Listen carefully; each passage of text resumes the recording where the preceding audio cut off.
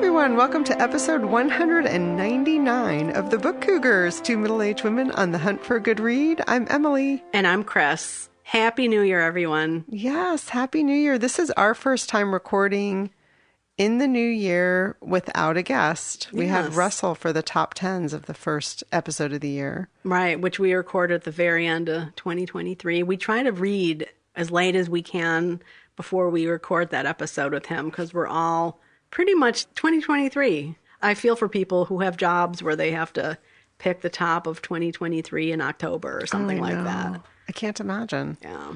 The next months, I'd be like, oops, this would have gone on. Oops, this one too. Maybe it takes pressure off. Who knows? Right. Well, we have some thank yous to issue. We would love to thank Melissa and Joan for increasing their patronage over on Patreon. We really appreciate it. We also really appreciate those of you who shopped via bookshop.org, doing your holiday shopping. That really helps the Book Cougars as well. Absolutely. Part of it goes to an independent bookstore and part of it goes to us. And they do that with all of their affiliates, which is really lovely to think that you're helping indies across the country. We also want to make a couple housekeeping announcements for the first of the year. Our first quarter read-along is Indigo by Beverly Jenkins. We will be having a Zoom discussion about that book in early March. March 3rd, 7 p.m. Eastern Time. Send an email to bookcougars@gmail.com if you want to join us. And then we also have a Goodreads thread set up for both our romance theme of the year. So if you have just general romance conversation you want to add, put it there. We also have a thread set up for Indigo specifically. Right. Yeah. And then with the Indigo thread, just, if you have a spoiler in your comment, just use that little toggle switch that they have where you can say this comment contains a spoiler. We always like to let people know way ahead of time what our book is for the quarter so everyone can get it and get it from the library if there should be a bunch of holds or anything like that. But we do want to avoid spoilers for the most part. And then with that general romance thread, it's kind of fun because one of the questions we asked was, are you new to romance? Do you have any experience with it? And several people said they don't. But we were both honored that a couple of people said they trusted us with the selections we'd make this year. So thanks to everybody who's conversing over there and who trusts our book recommendations. Yeah, and thank you for people who are also helping us learn more and putting in recommendations and potential guests that they have as ideas. So keep those coming. We're learning from you as well. Another housekeeping reminder we'd like to give to everyone is that we have the listener top 10 form for you to fill out if you would like to participate. It's a Google form of your own top 10s of 2023. And reminder, they don't have to be books published in 2023, just what you read in 2023. So, if you got on Emily Wilson's The Iliad when it was first published in October, that could count. Yeah, and also I'm just really enjoying the comments people are making, people who have submitted their forms already, like, this is hard. Yes, it is. This would be easier if we could pick 15. Agreed. Yes. I've been getting a lot of giggles. Originally, we were going to stop it, I think, on January 9th, but please keep them coming to January 22nd. And then the last episode in January, we'll talk about the listener top 10s. Yeah, that's always so much fun to see what authors are trending or books people have in common. So we appreciate that. Again, it's a Google form. You just have to have the author and the title of the book. That's all. And that link is in the show notes. The other exciting news we have is that we're starting a reading salon in 2024 with our Patreon community. Right. And this is something that we thought long and hard over, and we are going to make it a benefit for people who are patrons at the $5 and above level. Yeah, our read-along Zoom conversations, you don't have to contribute anything to the Book Cougars, but we wanted to do something special for those who are part of the Patreon community. Some people do special podcast episodes. We really didn't want to go there. We want everyone to have access to our podcasts, no matter whether you're contributing or not. But we thought this reading salon could be a fun way to thank people, and to also have another excuse to spend time with people talking about books. Absolutely. Yeah. And just get to know each other. When we have our quarterly read-along conversations, they're always so much fun and there's always so much more to say. So the Salon is going to be a place to talk about anything bookish, what you're currently reading, what you want to read, what you wish you hadn't read, movie adaptations of books, bookish stuff in the news, anything really. The only thing we won't be discussing in this reading salon is the current read-along pick for the quarter, because we do want to keep that for the Zoom conversation we have that is free and open to everyone. Right. So our first salon is Sunday, January 28th at 7 p.m. This will be over Zoom, and we're setting this up so it'll be the fourth Sunday of every month in 2024. If you are already a patron at the $5 level or above, you will get an email. You don't have to do anything. If you are not yet a part of our Patreon community, you have time to join. We would love to have you.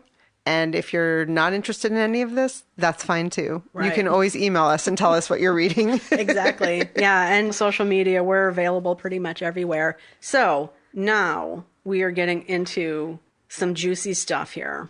Yes, we are. Well, we think it's juicy.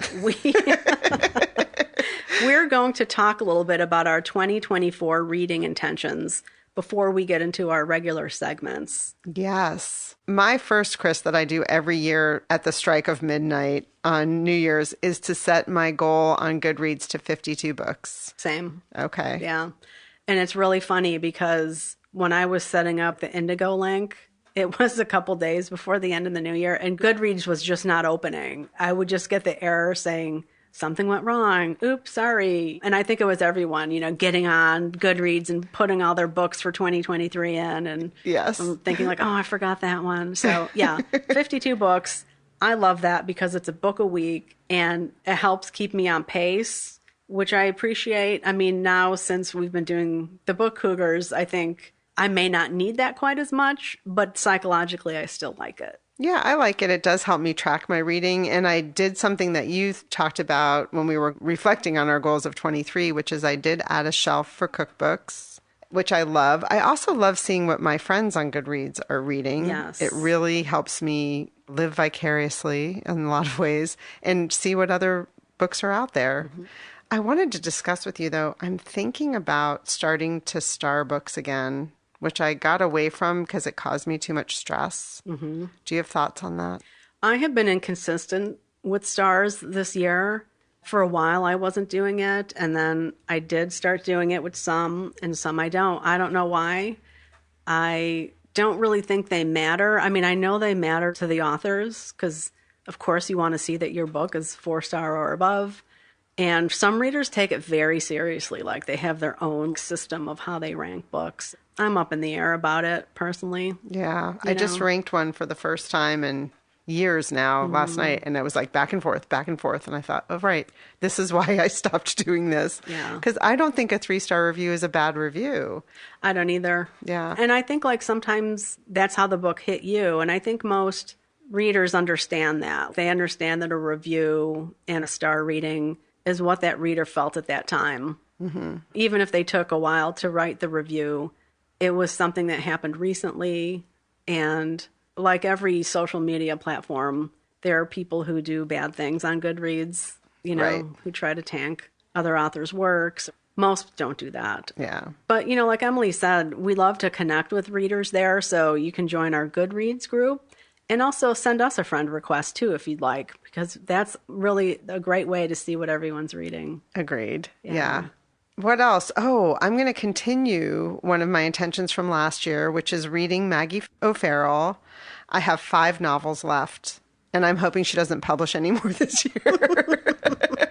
Not true. Maggie, please write. So I'm hoping to make tracks on that. Nice. I have my Willa Cather short story project that I will continue on. I'm happy to say that this year, 2024, will be the last year of the Willa Cather short story project. We will have the final story to be read is Uncle Valentine in August.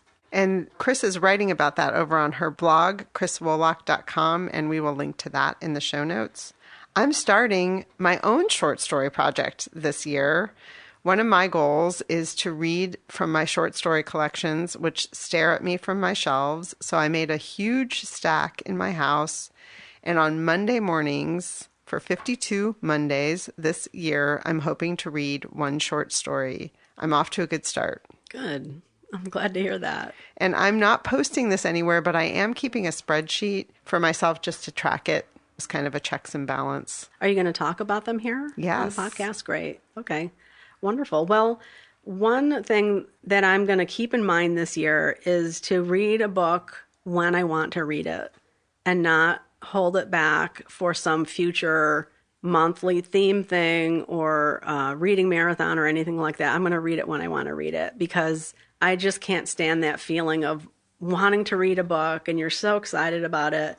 But then that month comes around or event and you're just like, oh, I'm not in the mood for this now. Or I have too much work stuff going on and I can't squeeze it in or what have you. So that is what I'm going to keep in mind as best I can and not commit to things too much. I am doing a group read of the Iliad right now. And in March, I'm going to be reading Moby-Dick with Kate from the Bronx and anyone else who would like to join us. So I still want to participate in some buddy reads or, the monthly things. I'm really interested in the monthly themed readings, but I'm going to just try and read what I want when I want. Sounds great. I'm continuing another intention from last year, which is to read one new to me cookbook every month and try to cook one recipe from it. I'm a big fan of getting cookbooks from the library, so I'm going to try to keep my finger on the pulse of what's coming out new and maybe looking back at some that I never got to when they came out. Nice. And that's part of why I started a cookbook shelf on Goodreads so I can track it a little more easily. That's great. Yeah, and really zero in on those. So if you could let me know what night you'll be cooking those recipes, I can coincidentally have to drop something off at your house. Sounds like a deal. I'm game. That makes it more fun, actually. I love that idea. The other thing is I have a couple 19th century novels that I want to read. I think I've read more American 19th century lit than British. So there are 3 on my mind already that I purchased. The Tenant of Wildfell Hall by Anne Bronte, Silas Marner by George Eliot, A Tale of Two Cities by Charles Dickens, all British. However, I have chosen an author of the year that I'd like to focus on. Probably not too much, but, I just did join the society for her, Margaret Fuller. Oh, right on. Yeah, so I had been a member of the Margaret Fuller Society way back when it first started in the 90s, but you know how life goes. So I just re-upped my membership with them, and the first thing I want to reread of hers is Summer on the Lakes in 1843, and I'm going to be taking this with me on a trip coming up. I might need a new copy because I'm showing Emily I have so many marks and everything, and it gets kind of hard to reread a book that you've read several times and you have annotations all over the place. We'll see how that goes. So I'm inspired by Russell. If you've listened to our top 10 episode that we did, episode 198, Russell talked about that he and his husband ask each other to do something at the beginning of the year. Russell asked his husband to pick up his clothes and put them in the hamper. His husband asked him to read a book a month with him in his favorite genre, which is horror, thriller, scary, bloody stuff, which isn't necessarily Russell's favorite. So I presented to my gentleman caller that we see one book to film adaptation per month. Oh, neat. Yeah, we don't necessarily have to read the book. I mean, I'm an upholder, so I'll probably try. But there's so many, and we struggle with trying to figure out what to watch together. I get to choose. There's no conversation. We watch it. And he said, okay. His choice was for us to go to one new museum a month. And then he backpedaled and said, actually, it doesn't have to be new. We can just go to a museum once a month. If there's an exhibition at one of the ones we've been to, we can go. That's lovely. Yeah. Nice. Yeah, I'm excited. Sounds good. Speaking of museums, I have a couple Biblio Adventures that are on my wish list for this year. And one of them is to go to Sarah Orne-Jewett's house up in Maine. I've wanted to go there for a long time. Author homes are considered museums. And so she's on my list to get up there. I'd also like to read a little bit more by her this year. That's not necessarily part of my intentions. It's in the back of my mind. But getting up to her house is definitely on my wish list this year. Awesome. That sounds great. I hope I'm invited. Yes, I have a feeling you will be. And then the other thing is it's a joint Biblio Adventure. So a Book Cougars Biblio Adventure. And this ties in with the whole Margaret Fuller thing, along with something that you and I have wanted to do, Emily, is to take the ferry from Connecticut to Long Island. And there's a Barnes & Noble that recently opened on Long Island. And so the plan will be to take the ferry from New London to Long Island, hit that Barnes & Noble, drive around Long Island a little bit, hopefully visit a couple indie bookstores, and then also go to the shoreline where you can see Fire Island, which is where Margaret Fuller perished in a shipwreck. Yeah. To just kind of pay tribute to her. Yeah. Yes. That sounds like a very full day. Yeah. And then either take the ferry back. I think is it Bridgeport where the ferry is, that direction, or just drive back through New York City. So we'll see how that goes. But I'm really looking forward to that. Yeah. I have 2 Biblio Adventure hopefuls. One is to go to Omnivore Books in San Francisco, which specializes in cookbooks. And then the other is to go to DC, which you and I have talked about doing. And there's Bold Fork Books, which also specializes in cookbooks. But then there's also Politics and Prose, which I've always wanted to go to. And they have great events. So maybe we can figure that out this year. That would be fun. Yeah. Yeah. I'll have to get on their newsletter list to just keep tabs on their events. I've been there once, and it was a fantastic bookstore with a really lovely cafe as well. Oh, right on. Yeah. Then we can shop more if we fill our bellies. Exactly. So, Chris, what are you currently reading? Oh, my. Well, the first thing I'm currently reading is The Iliad by Homer, the new Emily Wilson translation. I'm primarily listening to it on audio. I did purchase the book when it was first released. So the audio is narrated by Audra McDonald, and it's only available through Audible. She does a really great job. She's a pleasure to listen to. I like some of her voices that she does. There's this old character who's kind of gnarly, and I think she really pegs that well. I read The Iliad way back in college, and I remember enjoying it for the most part, but thinking it was not a little, but very different from like my own military experience, because I had just gotten out of the Marines and then I went to college. And so reading about these warriors who were supposedly, quote, leaders, but really acted like big babies, pouting over their trophies being taken by another warrior, it just really struck me as ridiculous. But the Iliad is still taught at the military academies and things like that. And veterans have said that, and I'd never been in combat, so I can't speak to that, but people who have said it really resonates a lot with the feelings that they had in combat situations. So I'm reading it with that in mind. Very cool. Yeah. I have 2 Elizabeth McCrackens going here. She's an author that writes both fiction and nonfiction. I've only read one of her books, The Giant's House, which was a novel that I really enjoyed. And I have a copy of her memoir, Exact Replica of a Figment of My Imagination, which covers 1 year in her life where she gave birth to a stillborn baby and then ended up by the end of the next year having a baby. It's a very small, thin memoir. And I picked this up when we were up in Provincetown this summer. It was just sitting for free at the library. So I got myself a copy. And then I also have a copy of her newest book, the hero of this book, which is a novel, but it's kind of meta about an author that's walking around, I believe it's Paris. Her mother has passed away, and she's reminiscing about her mother's life and having remembrances of her mother. And then I believe she goes back and packs up the family home. So I have one of her nonfiction and one of her fiction going at the same time. Nice. Well, I'm reading a nonfiction book, Forest Walking, Discovering the Trees and Woodlands of North America. This is by Peter Volleben and Jane Billinghurst. I picked it up recently while browsing at the bookstore, and because I love walking in the forest. We have some lovely wooded trails in Connecticut through our forests, and I just feel so refreshed and at ease in the forest. I know not everybody does, And I miss it because we live on the shoreline, so I'm not complaining. I love to see the horizon as well, and seeing the sunset is so special, which is not something you usually see when you're in the forest. But Peter has written a lot of books about trees, including The Hidden Life of Trees, which I know has been very popular. I'll talk about this more when I finish it, but there are two things I wanted to mention here.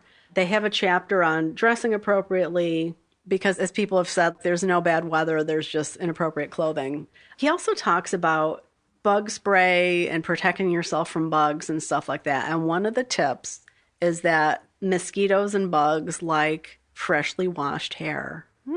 So the next time you go on a hike in the woods, don't wash your hair. For the week before. But they're attracted to the scent I can of, see that. of that. Yeah. So that was really interesting. And then I just wanted to show Emily this picture.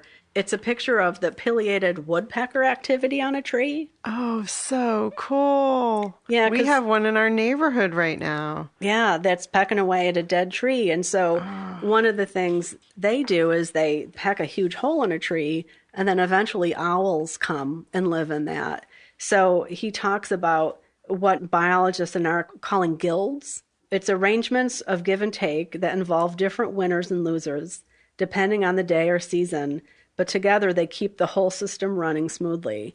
So he's talking in terms of like caterpillars who eat your plants, but then wasps come and plant their eggs in that caterpillar and eventually destroy it that way, or a bird will come and eat it. So I just really enjoy his writing a lot. Again, that's Forest Walking by Peter Volleben and Jane Billingshurst. The other book I'm currently reading is an audiobook that I'm listening to. That's Tom Lake by Ann Patchett. I have to say, when I've peeked at the listener top 10s, Tom Lake is hovering at number 1 of the most popular. And this is narrated by Meryl Streep, the actress. So a lot of people have been talking about how great this audiobook is. I just started it this morning, and it is about 2 young women who are living in a small town. They've been asked to volunteer when tryouts are taking place for a local community theater production of Our Town. Mm-hmm. And they're in the school gym and getting people registered. And this cracked me up, Chris. They were asking for people to fill out a form with their name and if they have headshots and their resumes. And then they said if they have a stage name. And I was like, oh, Chris and I need to think of stage names. What would our stage names be? Well, I don't know. I think that ship has sailed. Or we could just tell everybody, you know, Emily Fine and Chris Wallach are not our real names. AKA. I'm Tisnelda Schriddledig. And you are, you know. It just gave me a giggle. I was like, what would, like, I mean, I know some people take quote, stage names because they need to be registered in a specific guild or something and their true name is taken already. And some people do it because they think it'll improve their career if they choose a name. Oh, yeah. A lot of people who had, like, quote, immigrant sounding names have changed it to sound a little bit more Anglo-Saxon or what have you. Interesting. Yeah. Anyway, Tom Lake by Ann Patchett. I'm really looking forward to getting farther along in it. And Meryl Streep so far is doing a fantastic job. That's great. I've heard so many great things about that novel. Yeah. Yeah. Well, the last thing I'm currently reading is a novel that's coming out March 5th from Dutton, which I received through NetGalley. So thank you to the publisher and NetGalley for that. The novel is called Thirst by Marina Zuschuk. I'm probably mutilating her name. Her last name is Yuszczuk.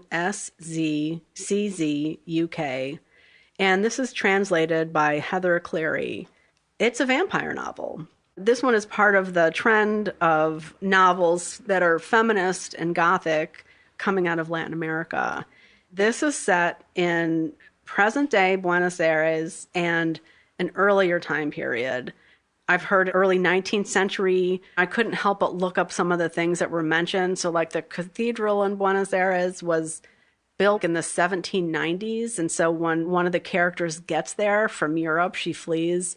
She's from Eastern Europe originally. So think Dracula's castle, makes her way through Europe and finally flees Europe, taking a ship from Bremen to Buenos Aires where she ends up. So when she lands, that cathedral is just like not fully built yet.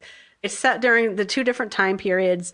The first chapter is more contemporary, and then you go back to this vampire woman, and I will talk more about this, I'm sure. So again, that is Thirst by Marina Yeltschuk. So Emily, what have you just read? Well, y'all, I have a towering stack here. Over the holidays, my gentleman caller was sick. I got sick. My book buddy was sick. So I had a lot of time alone to read. So I've got a lot. I won't talk in depth about all of them, but we'll mention all of them. The first I'm going to start with is the pair of short stories that I've read year to date. There's been 2 Mondays so far. And the first one I read was The End of the World is a Cul-de-sac by Louise Kennedy. And this is the title story in the short story collection, The End of the World is a Cul-de-sac. And it was a very dark, somewhat feral short story about a young woman who's been left alone in a housing development that went south during construction. So she's in a house looking out along this cul-de-sac of houses that were never finished. And trigger warning, there is drug use in this short story, which really surprised me. I wasn't expecting that. But she's an amazing writer. And I'm reminded why I at first didn't like short stories, which is just as you're getting into the characters, the story ends. But also what authors can do in a short story in such few words is amazing. Louise Kennedy, and she's the author of the novel Trespasses, which was her debut, and she's in her 60s, so she's someone who's come to publishing later in life. And then the second one I read was in the Best American Short Stories 1997, which was guest edited by E. Annie Proulx, and the editor was Katrina Kennison. And one of the things that Kennison writes about in the introduction to this collection is just the beginning of when people started to publish short stories on the World Wide Web. Ooh. And how that was changing everything, because their job when they're editing the Best American Short Stories is to look at short stories that typically had come out in literary journals, published in paper literary journals, and suddenly this whole world of online literary journals was opening up to them. So that was a really interesting part when you think back to 1997. But the short story I read in this collection, talk about short, it was 2 pages, and it's Powder by Tobias Wolff, and this came from his short story collection, Fish Stories, and it's about a son and a father going skiing on Christmas Eve. The parents are on the verge of divorce, and the father had to beg the mother to take the son on this little trip. And you get the sense that part of that is because maybe he doesn't always act in the best way, the most responsible way, maybe. And sure enough, it's time for them to go, but the dad wants to do just one more run, and then they go to head home, and the road is closed due to snow. And more happens. Amazingly in 2 pages. I've never read Tobias Wolff, so it reminded me that one of the cool things about reading short stories is you can read an author who you've never really gotten a chance to read in a short form. Mm-hmm, definitely. Yeah, that's a great point. Yeah. You know, you also mentioned trigger warnings. I came across a really great resource recently. It's the Trigger Warning Database, and you can find that at triggerwarningdatabase.com. And it's really quite thorough in terms of the different types of trigger warnings it offers. You can also search by author or novel title, which is really incredible. Check that out. Yeah, we'll put that link in the show notes. One of the books I read, it's been a while since I've read it, but Archives 101 is the title by Lois Hamill. My review of it appears in the most recent issue of The American Archivist. I'm really happy to see that come out. Archives 101 is a reference book designed for people who run small archives or maybe historical society archives. It gives a really great overview of all the different aspects of running an archive. You know, larger archives will have specialists who handle all the various aspects of running an archive. But when you're working at a smaller place, you might be a solo archivist or have volunteers. It's just a really good resource to get that overview.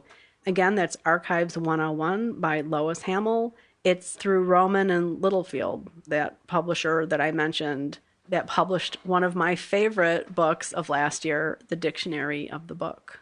And you said that was available online. They can read it online, right? Yeah, we can put a link in the show notes to my review. And the whole issue is I haven't read the whole thing yet because it just came out yesterday, but it's a really great resource. And I don't know if every article is available for free, but the reviews definitely are. Right on. And I think some of the articles are. Thank you. Thank you. So I finished The Kagawa Food Detectives by Hisashi Kashiwai, translated by Jesse Kirkwood. This book is going to be available on February 13th. And this was a really fun, really slim novel. The premise of it is that it's an off-the-grid restaurant that you can only find by this very esoteric ad in a local paper or something like that. And it's a daughter and father team that are cooking this beautiful food. People come in and have a meal, and they're typically there because they want to find the food detectives that help them learn about or recreate a dining experience they had from their past. So after they eat this meal, they go back to the back office, and the daughter kind of takes their information down, and then the father is the one that's the true detective that goes out to try to figure out what it is that they're missing from their past. And it's always about the food, and yet more than just the food. It was broken up into 6 different chapters, each with a specific dish. This was a bestseller in Japan when it came out. It sold millions of copies, and the author is a dentist. Oh, interesting. Which I think is so interesting. It'll make you very hungry when you read this book. It is a book that I did kind of wish I could have read it in the native language, because there were a few metaphors that I was like, something missed the mark here in translation. But it was really fun. I highly recommend it. Again, that's called The Kagawa Food Detectives by Hisashi Kashiwai. I just want to give another shout out to the Emily Dickinson Face-to-Face by Martha Dickinson Bianchi, which I glowed about in the last episode, our top 10 episode with Russell. This is a slim little book, and if you like Emily Dickinson, you have to buy it.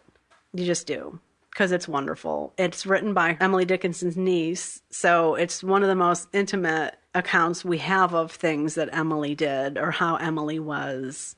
And it's just a priceless little book. You've read it a couple times already, haven't you? I have, yes. And it's still there right on top of my desk. I just like to see it there. It's very comforting. And it's based on 2 books that Martha Dickinson Bianchi had put out. So they're condensed a bit. And so I'm looking forward to eventually tracking down those originals just to kind of see, because one of them just had a lot of different quotes and letters and things like that. So I look forward to tracking it down. It's a small little book. I saw it at McNally Jackson Bookstore, and it's a McNally Editions book. It just came out in 2023. Again, Emily Dickinson, Face-to-Face by Martha Dickinson Bianchi. And the foreword is by poet Anthony Madrid, which is a hoot in itself. Really great foreword. I finished A Winter in New York by Josie Silver. This was my book of the month pick for December. The opening scene is a meet cute at a bookstore on Valentine's Day where 2 people reach for the same book. It's the 3rd book in a trilogy. It just came out. Y'all know how you feel about books like that. It's hilarious because it's a man and a woman, and the woman then tries to convince the man that he doesn't want the book by suggesting a host of other books, which was really funny. Like, surely you don't want this, you want this. But the woman is a UK chef who's moved to the United States for a geographic restart. Her mother was a singer, so they had somewhat of an itinerant life, but New York had always had a lot of meaning to her mother, and her mother's passed away. So when she wants a restart, she thinks, New York, that's where I'll go. She ends up on the Lower East Side of Manhattan, which is fun. That's where we go to visit Aunt Ellen. There's a famous gelateria called Bilotti Gelato. It's in Little Italy, and she walks up to the door of this place, and it somehow feels familiar to her. That's all I'm going to say. Love ensues. It's a happily ever after. I was kicking off our year of romance with this book. There's also a cat in it named Smirnoff, which was hilarious. And I forgot to say, in the Kagawa Food Detectives, there's a cat in there as well named Drowsy. And both of the cats kind of linger around and are just a funny little part of the novels. if you're looking for something that's very New York and food forward and just a light, happy read, I recommend this. Again, it's called A Winter in New York. And there is a recipe in the back for the vanilla gelato that plays a starring role in the novel. Well, I finished Free Gift by James Benn, which is a standalone historical fiction novel set during the time of the Revolutionary War. Free Gift is the name of the main character, who is an African-American man who was enslaved by a benevolent master, for lack of a better way of saying it. And when Free Gift's mom dies, she tells him who his father was, which he'd never known anything about.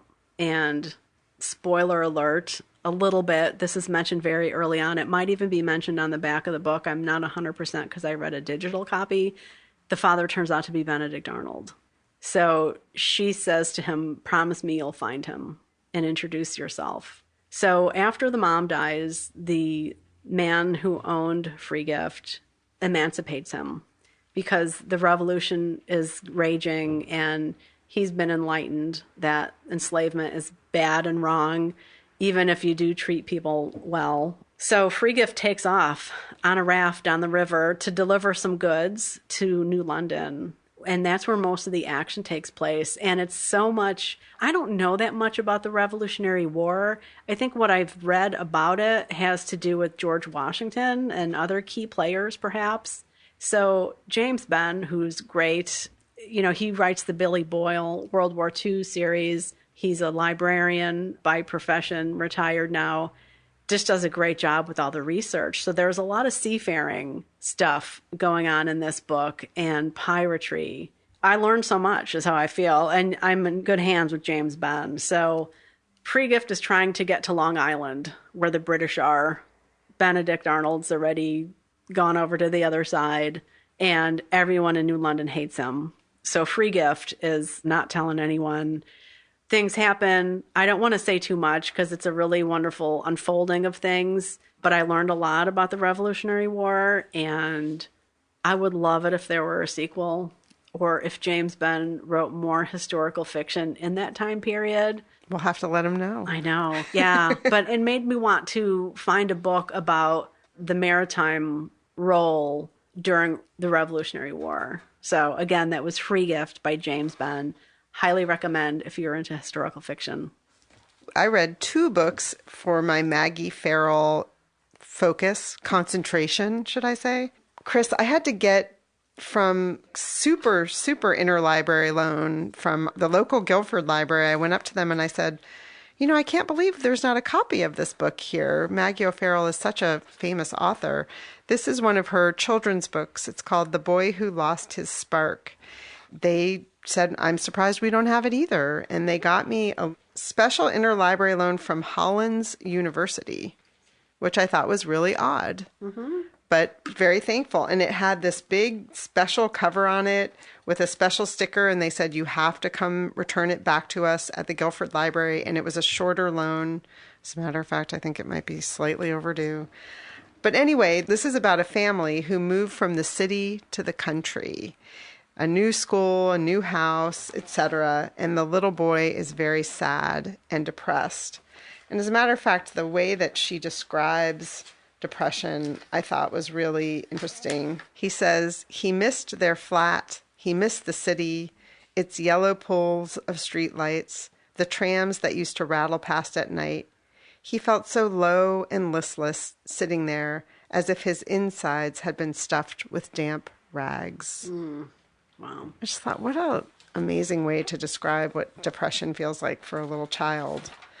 And there's the rumor that there's a creature, an imaginary creature living in the mountains, or maybe not imaginary. And so that's what the story is about, whether or not that creature really lives there. Beautiful watercolor drawings by Daniela Jaglenka Terrazini.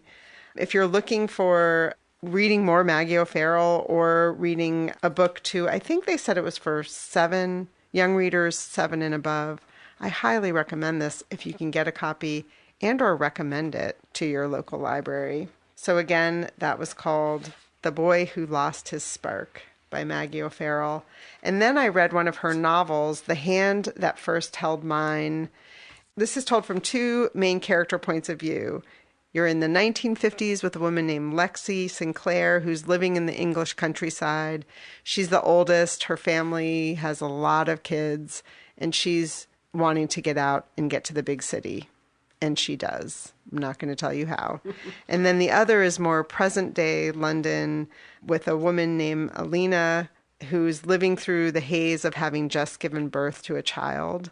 And she's married to a man, Ted, who's having these odd flashbacks about his youth. And you don't know if he's having seizures or if he's just thinking back and getting lost in his own thoughts. And you know at some point these characters are going to come across each other, but you don't really know how. But in the hands of Maggie O'Farrell, she did it quite well.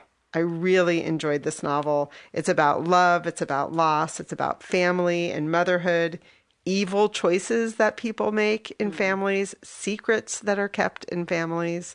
And I will say, I know that you're not supposed to think novels are semi-autobiographical, but having read her memoir, I Am, there are some threads from her own life in here, like a woman giving birth and almost bleeding to death. That happened to Maggie O'Farrell.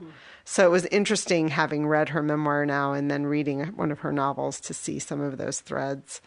I will say I also did finish this with the audiobook, which was narrated by Anne Flosnick, and it kind of brought me over the finish line. So again, The Hand That First Held Mine by Maggie O'Farrell. 2 more books in my Maggie O'Farrell readathon. Congrats. Thank That's great. you. Very nice. Well, speaking of starring books on Goodreads, I just double checked, and the next book I did give 5 stars to, and that is The Book of Magic by Alice Hoffman. Oh my gosh, this book, loved it so much. It's part of her Practical Magic series. There are 4 books in this series. I was little confused because Goodreads says this is book 2 in the series. But then when you look at it, the books are 0.1, 0.2, 1, and 2. So it's a weird system of numbering. This one involves 3 generations of the Owens family. Wow. As I wrote in my little short Goodreads review, like I adore the series and the Owens family, even though they can sometimes annoy me at times, because sometimes they do things you're like, oh my God, no. Sounds like the definition of family. Right, exactly, right. In this one, as I said, it's 3 generations of Owenses. Franny, Jet, and Vincent are all the oldest generation. They're grandparent age. I can't go into all the detail about everyone because it would also give spoilers, and I definitely don't want to do that. But this one involves trying to track down the source. Well, they know the source of the curse. The curse was laid out by Maria Owens when she was being hanged as a witch in Salem after having left England following the man she loved. And as she's going to be hanged, she gives a curse that to fall in love will just bring heartache and misery. So that's what the Owens family descendants have lived with all this time. Something happens and they're trying to end the curse. They're in Massachusetts. There's travel to France. There's travel to England. There's a lot of action. The first part of it was really tough for me to read. It was a bit sad. It's about Jet, who's one of my favorite Owens characters. And then it just gets really fast-paced at times. I was really kind of feeling like I was reading a thriller. I was getting a little apprehensive over things that were happening. It's break-ins and spells being cast that are harmful so people could do nefarious things. I loved it so much. I highly recommend this series. This is a tradition I've had to start the year with a book from the Practical Magic series. And now that I've read all 4 of them, I don't know what I'll do. I don't know if I'll just reread them, but I think it's just a wonderful way to start the year or end the year or read on any of the other 363 days of the year because they do have some magical realism and talk of magic, but a lot of it is using nature, herbs and spices and things like that, which science has proven do help. So there are people who are born with magic, and then there are practitioners who learn it throughout their entire life and become really adept at helping to heal people. Just lovely. It's a wonderful series about love and the importance of nature and just how hard life can be, but also how rewarding as well. Again, that was The Book of Magic by Alice Hoffman. That's one sometime, even though I'm not a rereader, that I would love to read the whole series now that it's out. Although I wouldn't put it past her to write another book in it. Who knows? Yeah. She says she's done. We'll see. Well, it would be interesting. Yes. I wonder when she would set it. Like what time period? Yeah, because she's already done a prequel, so who knows? Yeah. Well, and I also think I would look back and try to figure out how I would want to read them, because I did read them as they came out. But when I saw her interviewed about it, she said, it's really up to people how they want to read them, in what order. It's true. Yeah. I've always had a fantasy of taking a big series and reading it backwards. Oh, interesting. Kind of blows my mind. I don't know. Yeah. I mean, there'd be spoilers galore, but then things would make sense too as well. As you went back, like, oh, okay, now I know why that character is that messed up. Even though I know what happened to them, this explains it a lot more. Who knows? I don't know. I finished a novel called Comfort Food, and if you can see, I'm showing Chris the cover. It's got this beautiful photo of apricots in a bowl. I love apricots. This cover caught my eye. I bought it for the cover. This was when we were in Lenox, Mass. At the Lenox Library, the public library. They had this great Friends of the Library sale going on. It's a permanent sale in one of the rooms of the library. This woman, Kate Jacobs, the author, also was the author of the Friday Night Knitting Club, which I know I had heard of. It was very popular when it came out, but I had never heard of Comfort Food. It's about Augusta Gus Simpson is a widow with 2 adult daughters. She was widowed in her 30s, so she really raised these young women on her own, and she had to figure out how to make a living. So she started a luncheonette and then fell into having a cooking show called Cooking with Gusto. Get it? Gus? Gusto or Gusto, however you want to say it. But we start this novel on the cusp of her 50th birthday, where the show is not doing very well. So they decide they're going to pair her up with a woman named Carmen, who just won an Iron Chef competition, but she also happened to be a beauty pageant winner. So she's young and beautiful. And they start a cooking show called Eat, Drink, and Be. And it doesn't go very well. It was really interesting to read this book, which originally was published in 2008, which is like the early days of the Food Network and these cooking shows on TV, and be reading it now where the Food Network is so different now, and chefs are cooking out of their homes using their phones. It's like a different world. It was very funny. It was light. It was a happily ever after, which I wasn't expecting. So my second romance of the year.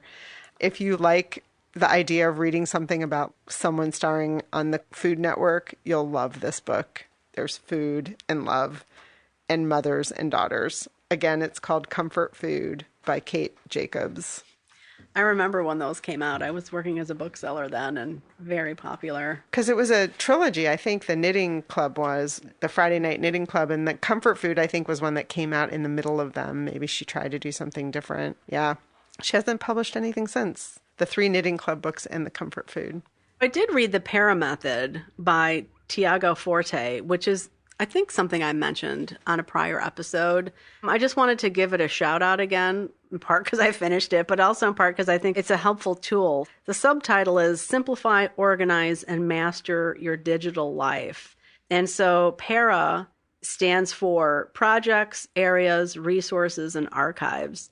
And it's a way to organize your digital files, which I find very helpful because, as he says, in school, you organize stuff by subject. So your psychology stuff is here, your history stuff is there. And so it just gets unwieldy the older you get and the more you have to deal with, depending on what you're doing and how digital you live your life. I have a lot of handwritten notebooks as well, and I will never stop writing by hand because I think it's obviously a different feeling, but I think they've proven that hand-brain connection too and how it helps you remember things more and differently. Anyway, this is all about digital stuff. So I've even organized my email now with this, which is super helpful because before I had a bunch of files in my email that were helpful, but it got a little big. So now using this organizational system is really helpful. I recommend the book if you are somebody who struggles with a lot of electronic files.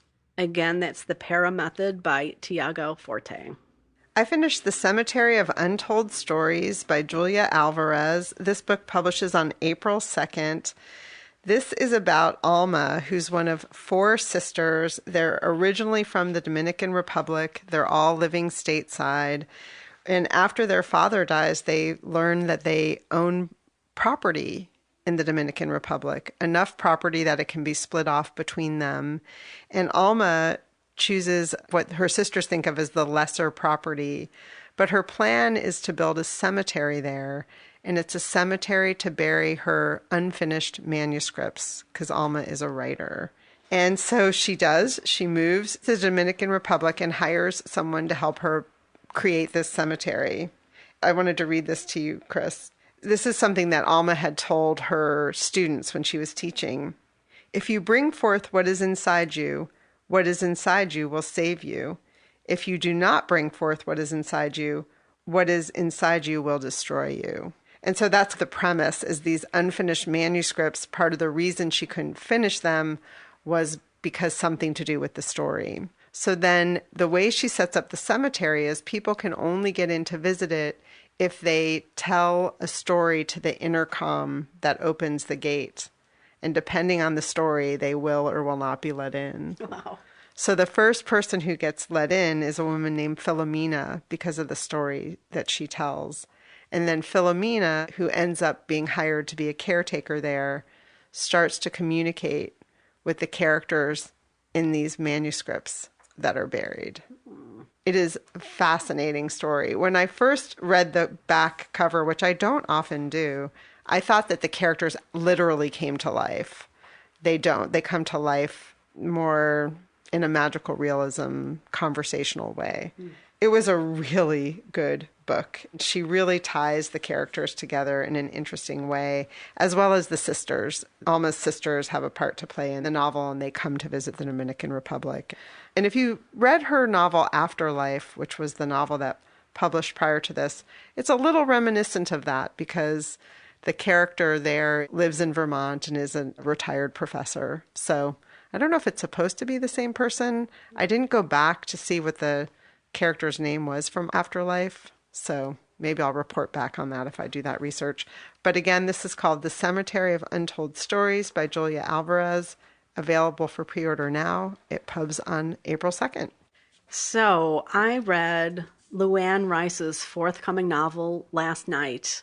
I love this. It kept me awake way past my bedtime, 2 nights in a row. I appreciate the advanced reader copy from Thomas and Mercer, and also NetGalley. I read it digitally. They also sent us wonderful paper copies as well, which I love. This is a novel that is set on the coast of Rhode Island in a historic, really swank hotel. Really swank. During a blizzard. And someone is murdered out in the snow by the beach. Yeah, Don't spoil, I don't want to spoil. say too much at all because it's, it's a murder mystery. And the characters are all wonderful. Some of them are repeat characters to Luanne's book. So it's not part of a series necessarily, but it's in that same world. So one of the characters is a Connecticut detective. Another character, the brother, is a Coast Guard commander. It involves the art world and maritime culture.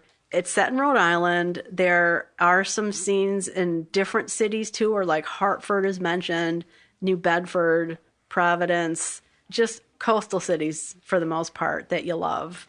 And we had our first snowstorm here in Connecticut, so it was really lovely to read it with some snow coming down. I enjoy Luanne Rice's book so much. I'm sorry I can't say more about it because I don't want to give any spoilers, but I can't wait for Emily to read it. And I can't wait to attend Luanne's book launch at Bank Square Books. Yes, that's on February 2nd. For any of you who are in New England, we'd love to see you there. Yeah. We'll put a link to the event in the show notes. Yeah, join us there, and you can pre-order the book now. Again, that's Last Night by Luanne Rice. And if you love mysteries, definitely add her to your list in general. Yeah, and if you can't wait, it's her book Last Day, I believe, is the one that has some of those same characters in it. And I really enjoyed that book. Was that the one with the artist who made the box? Yes. No, that's the Shadow Box. Okay, well... Shadow Box also. Yeah, that's Shadow right. Box. There's a little nod to Shadow Box. Yeah, that's right. Here It's as well. both of those. Yeah. Yeah. Okay. Yeah. So, in other words, she has a backlist if you can't wait till February 2nd. Oh, love it. A snowstorm on the coast. Like, what could be better? Well, I mean, somebody got murdered, but... That's okay. It's for the sake of literature. I finished Family Lore by Elizabeth Acevedo. This is her first novel for adults. She's known for her National Book Award for the YA novel Poet X. She's also had poetry chapbooks and some other novels. This is about sisters who they're all known for different things. One of them has a taste for limes. One of them can tell when people are going to die. There's a nice little list of family members in the front of characters in the book and what they're all known for. This revolves around Flor, who's the one who has the gift for spotting people's deaths. And she calls for her own wake, which kind of alerts her family to maybe what's coming ahead.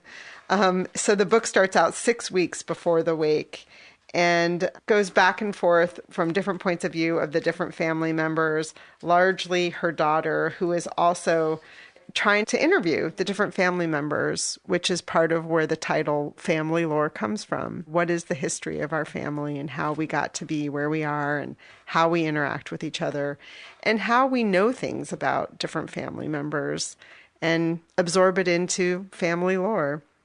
I did struggle with the e-arc of this book because having the physical copy allowed me to flip back and forth to who the characters were more easily. Mm-hmm. Not that you can't do that with your ebook, but I really enjoyed getting the print copy. And then I have to say, I also listened to the audiobook, which was narrated by Elizabeth Acevedo, who has a beautiful voice. A lot of poets do. They're used to standing up and reading their poems. So I would highly recommend the audiobook as well. It's about sisters and the complexities of family. Oh, I wrote the end and put 5 underlines under it. I'm not going to say what it was, obviously, because that'd be mean, but it just gives you hope to get to the end, I guess. Highly recommend it. Oh my God, this is so funny. In my book journal, I have the end in all capitals with 5 lines under it. And then later I have ending exclamation point. Oh my God. I love it. Family Lore, Elizabeth Acevedo, my brain in a notebook. I also finished the book that I ended the year with was Kitchen Yarns by Anne Hood. This is Notes on Life, Love, and Food. Anne Hood is someone who's also, like Elizabeth McCracken, writes fiction and nonfiction. These are essays about her life intertwined with her love of food. Anne Hood is someone who's had 3 marriages and 3 children. One of her daughters died very tragically, very suddenly by a virulent form of strep. So some of these essays have to do with her grief. And they go back and forth in time as well, from before she was a mother. And one of the things I really admired about her is that she does a lot of cooking just for herself. She was always someone from a very young age, as a young single woman in New York City, she would make herself a pork tenderloin or roast a chicken. And those are all things that I think of doing. And maybe because I became a mother very young, it doesn't make sense to me to cook like that for myself. But I really appreciated how she wrote about that in this. And then she talked about how she would then take the food and make other things from it. Because that's what I think about. Like, why would I want a whole chicken? But then she would make chicken enchiladas or chicken soup or whatever. So I really appreciated that. So the design of the book is it's an essay and then there are recipes at the end. And she builds to why she has these recipes in that particular essay.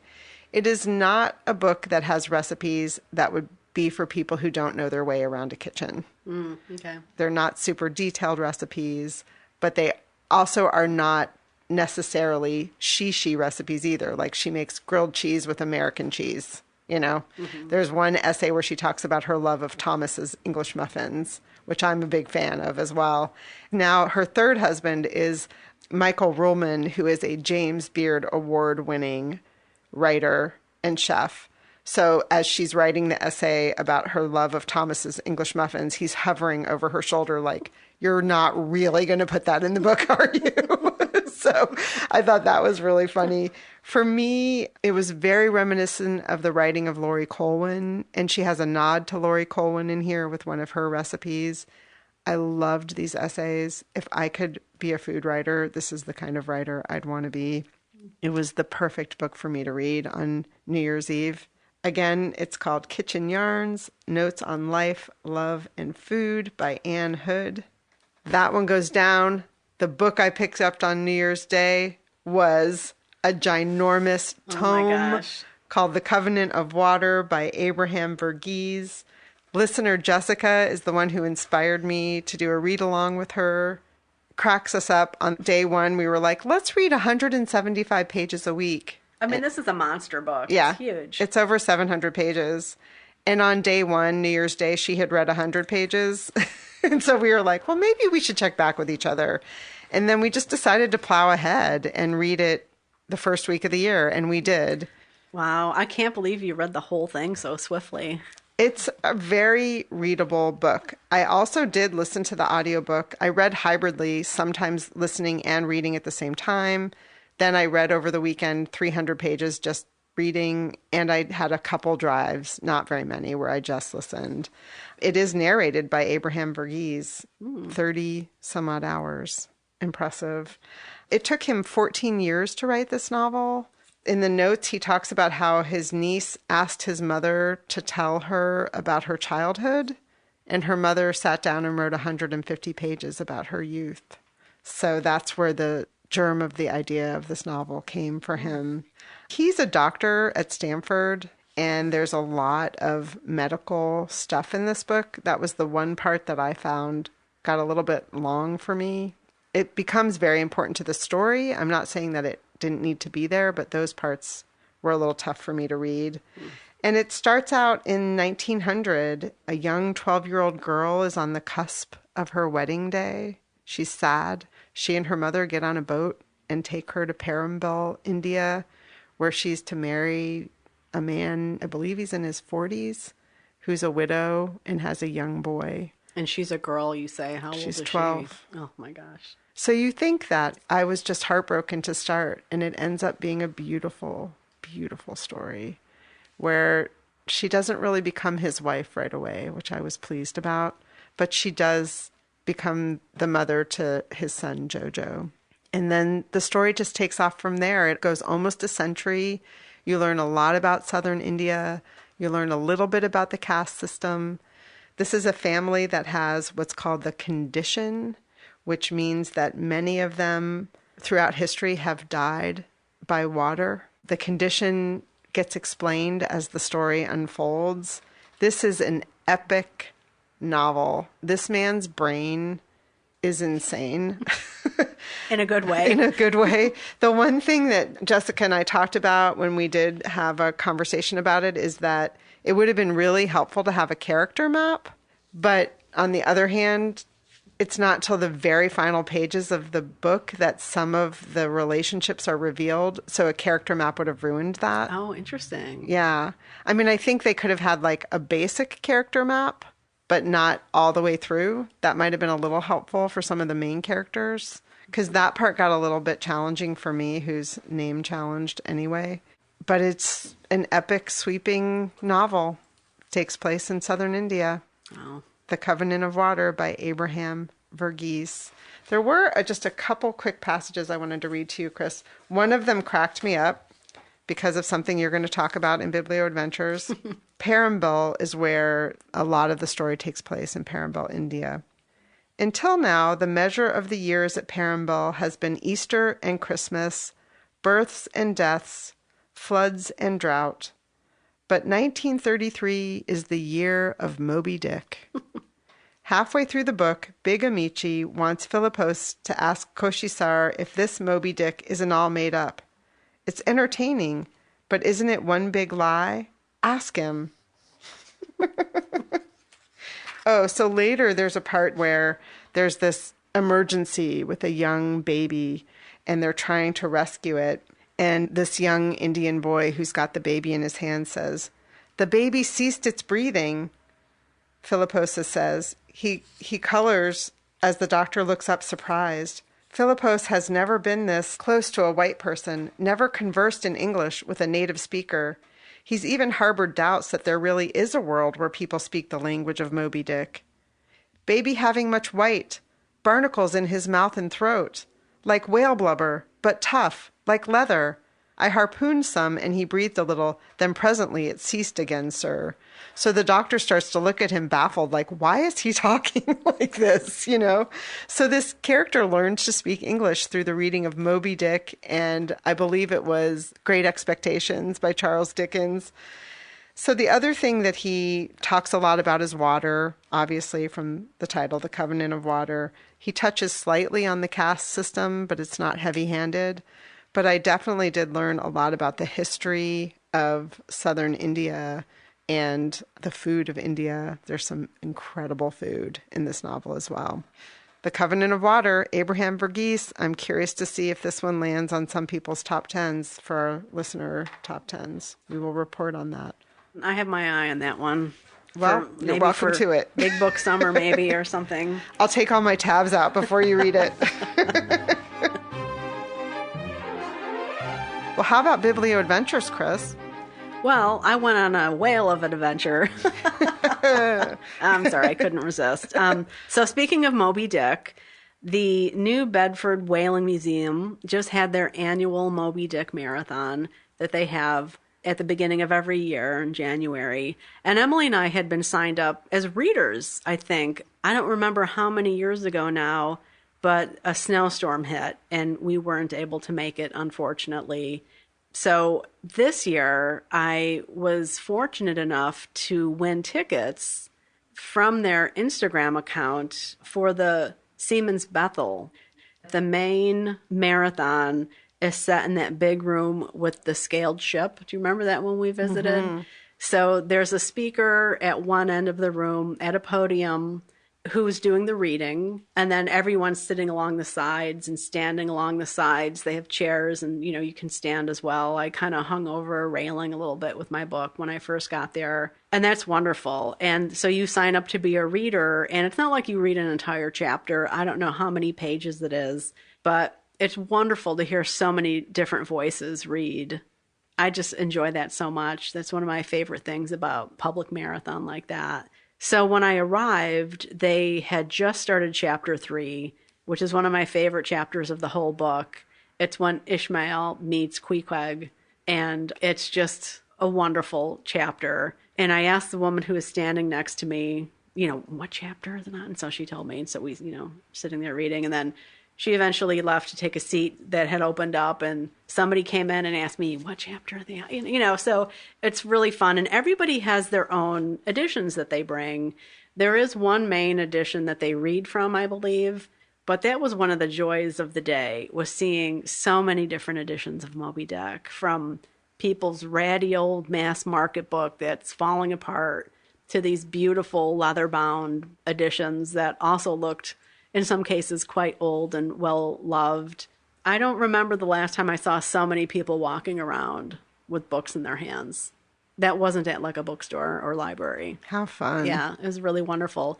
The whole weekend is free that weekend. There's normally a charge to get into the museum, but it's free for the marathon, so you can come in and read along. And what I was saying earlier is that I won 2 tickets to the Seamen's Bethel. And that is for the chapters where the Father Mapple, who I've mentioned in a past episode because he was mentioned in the Peabody Sisters, that book by Megan Marshall, as being based on a friend of Mary Peabody's, who was an actual pastor who preached along the shoreline in Boston and used a lot of nautical terms. So at the Moby-Dick Marathon in New Bedford, they have the Seamen's Bethel just across the street, which is a historic chapel for seafaring folk. And they read several of those chapters related to Father Mapple. The pulpit, instead of being your traditional pulpit, it's actually the bow of a ship. Oh, how cool. Yeah, isn't it cool? And so the person who's reading the preacher's line is up there, and then there's another reader reading the narrative when there's kind of a little crossover like that. Super fun. I was so happy to win tickets to that. Unfortunately, my book buddy here, Emily, couldn't attend with me, and no one else was available. It's kind of, hard to, hey, want to go read Moby-Dick, Not something a lot of people are into, but I did find somebody there to give it to, because when I checked in to get my special red armband to get admission into the Siemens Bethel, I told them, I said, sorry, my friend couldn't make it. And the guy said, don't worry, just find somebody, give it away. And oh, that's awesome. I was like, okay. Yeah. So I gave it to that woman who I asked, what chapter are they on? Mm-hmm. So she was super happy about that. And she's a local woman who has attended the marathon fairly regularly. And during the Siemens Bethel, when we're sitting there in the pew, a couple came in as everyone was filling in, and they were from Australia. Wow. Somebody said, you came here just for that, or is this part of your itinerary? And they said, no, we came for this. Wow. Yeah, all the way from Australia to attend. They must win some award for that. Well, it was really funny because as they were saying that, the two guys in front of us turned around and they said, whoa, we thought we came from far away. We're from California. The people from Australia won the coming from the furthest away. But they're all ages there. There weren't a lot of little kids, for obvious reasons, sitting around, sitting still for that long. Maybe not the best thing, but everything from high school age people to older folks. Wonderful experience. I'm so happy I went. And I did a little shopping in the gift shop, of course, which is a nice shop. So afterwards, I didn't have a lot of time. I had to get back at a pretty decent hour, but I did walk around New Bedford, the historic area that I love it so much. It's one of my favorite places. They still have the old cobblestone streets, so you feel like you're walking where Herman Melville walked. One of the things I walked into was the New Bedford Library, which is in a gorgeous old building. So I walked around and took a lot of photos. I asked the librarian if it was okay, and she told me about an exhibit upstairs with some Moby-Dick artwork.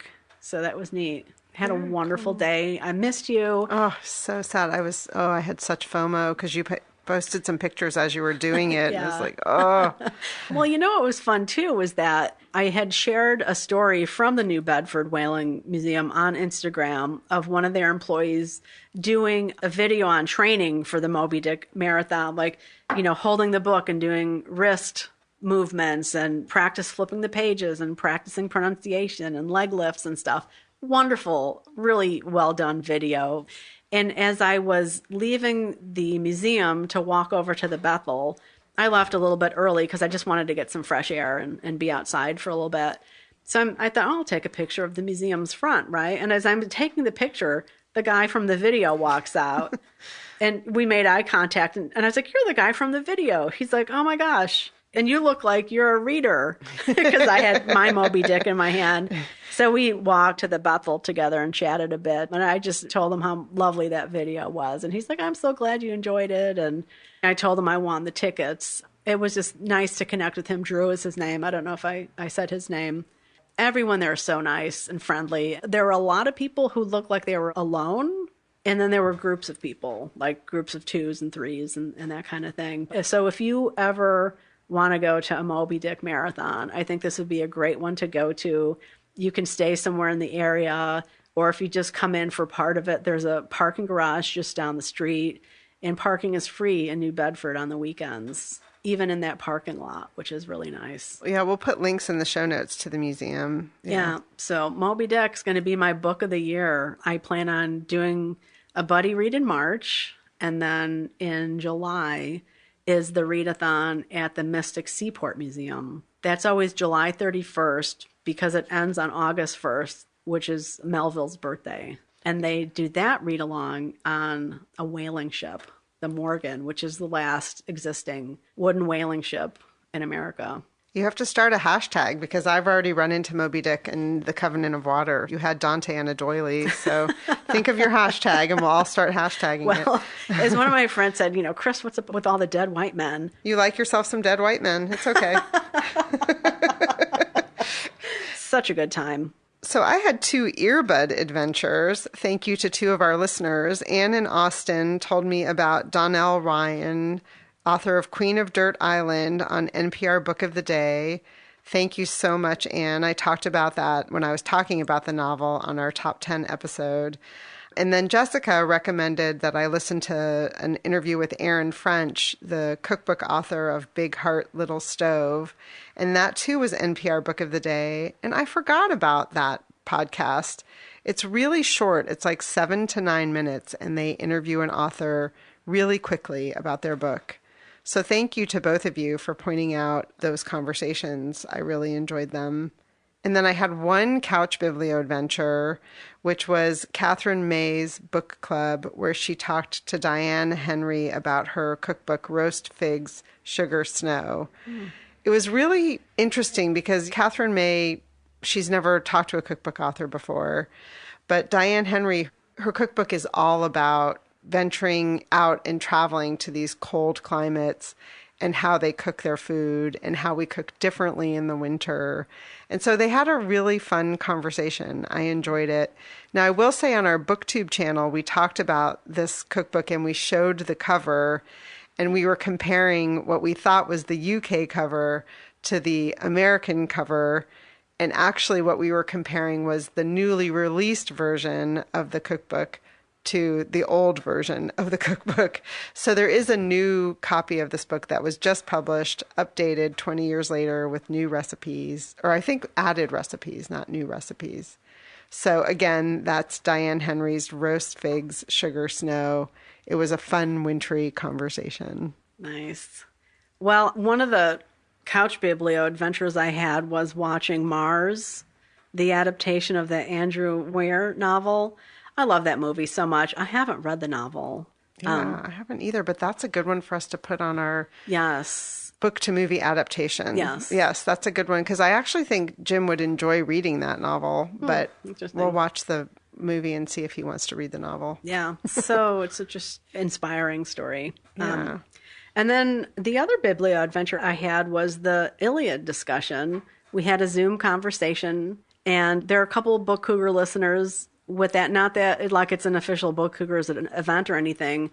I think a lot of people were excited then about her Iliad translation coming out and purchased it right away in the fall and made plans to read it as their jump off book for 2024. So Colleen and Lizzie, and then some Book Cougar listeners are involved. Robin, Susan, Katie, Colleen, Deb.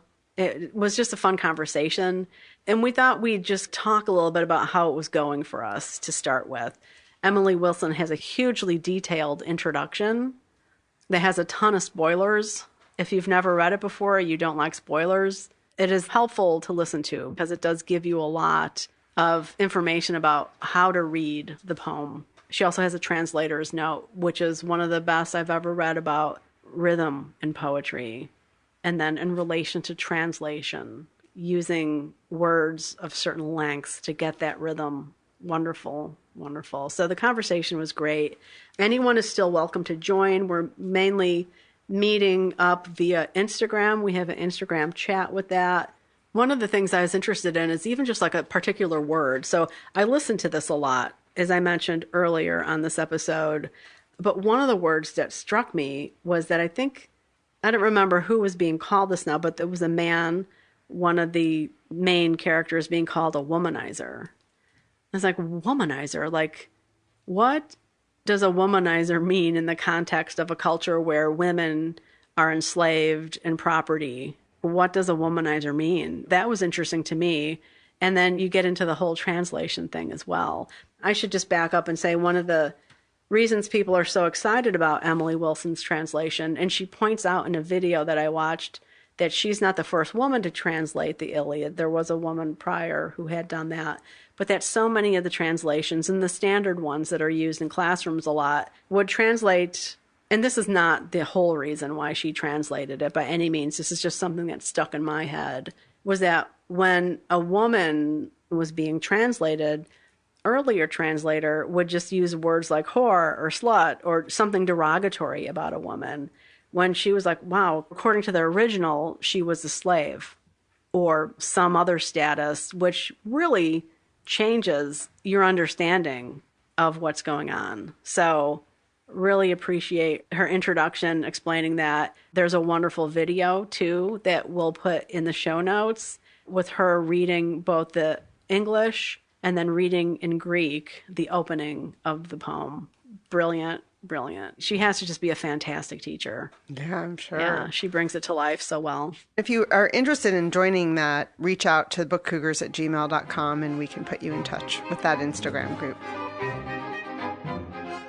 So do you have any upcoming adventures? Upcoming adventures, I do. I'm super excited. On January 20th, there's going to be, through Biographies International Organization, what they're calling their Biography Lab.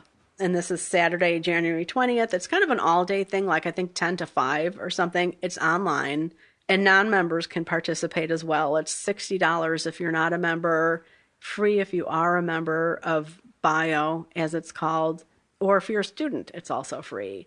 What this is they're going to have a keynote speaker. Kai Bird is going to speak, and one of his more well-known biographies was American Prometheus, which he co-authored with Martin Sherwin, and that was the inspiration for the recent film Oppenheimer. So he's going to be speaking, and then there are going to be 3 different 90-minute forums by 3 different biographers, and one of them is Janice P. Nomura, who was a guest of ours on episode 139. She is the author of The Blackwell Sisters, which was one of our read-along books during our year of reading nonfiction.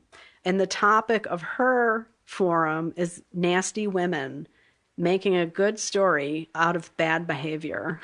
So It's a great title. I look forward to that. What about you? Yes, I'm heading to Colorado tomorrow. It's my birthday. Woo! So I'm heading to Colorado to see my son Jacob. And on Thursday, we're going to go see Anne Patchett and Elizabeth McCracken in conversation together, which is why I'm reading both of them right now. And this is sponsored by Aspen Words, which is part of the Aspen Institute.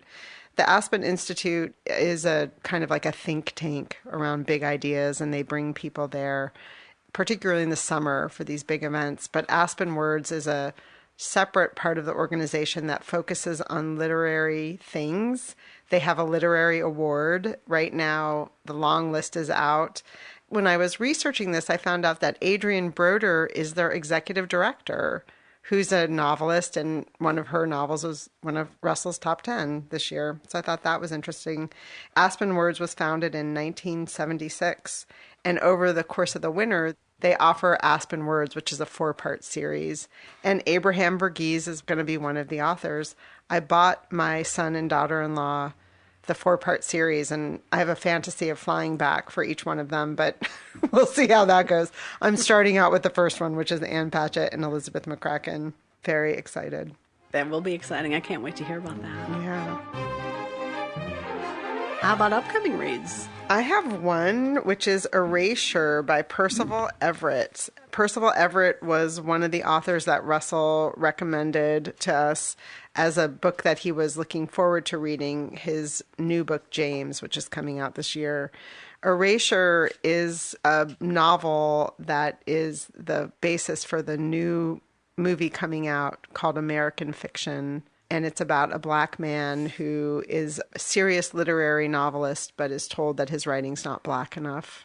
That's my understanding of it. So he writes a novel that's very, I'm using air quotes, Black, and gets great fame for it. So it's kind of poking a finger at the publishing industry. And the movie's getting huge praise. So this is going to be one of my first movies with the book to movie adaptation. Nice. Yeah, I'm hoping to read it on the plane. Well, I plan on reading very soon Finding Margaret Fuller by Alison Pataki. This is a new novel that's coming out March 19th from Ballantine Books. And then I just wanted to alert listeners that Louise Penny has a new novel coming out in her Chief Inspector Gamache series. The title is The Gray Wolf, and that will be coming out October 29th from Minotaur Press. Pre-order now if you're interested. Ooh, that's an interesting title, The Gray Wolf. Yes. If you're not following her on Facebook or signed up for her newsletter, I recommend both. She sends out the newsletter the first of the month. Like, it's always there. And that's usually how I know, oh, time to flip my calendar.